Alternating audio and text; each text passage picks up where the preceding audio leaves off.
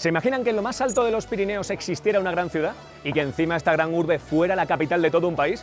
Pues eso ocurre aquí. Hoy en Aragoneses por el Mundo estamos en Colombia, en Bogotá, la tercera capital más alta de toda Sudamérica, a 2.600 metros de altitud. Estamos en la Plaza de Bolívar, que es el centro neurálgico de la ciudad, sería como el equivalente a la Plaza del Pilar en Zaragoza. Tiene aproximadamente 14.000 metros cuadrados, caben unas 55.500 personas, más o menos como la Romareda y Alcoraz dos veces. Aragoneses por el mundo. Un lugar que es todo un tesoro, antiguo reino de Nueva Granada y el sitio donde se creó una de las mayores leyendas de la historia, El Dorado. En el museo hay 34.000 piezas precolombina, es la colección más grande de todo el mundo. Para ellos el oro tenía unas propiedades mágicas. Si me cubro de oro, me convierto en el sol.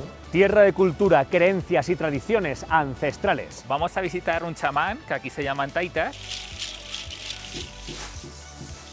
En mis manos más de 1 millón de euros. En Colombia se extraen las esmeraldas de mayor calidad de todo el mundo. Bueno, esta es la plazoleta del Rosario, conocida como Plaza de los Esmeralderos. Hay varios grupos que se dedican a negociar en la plaza. ¿Esa esmeralda cuánto vale? 2.000 euros.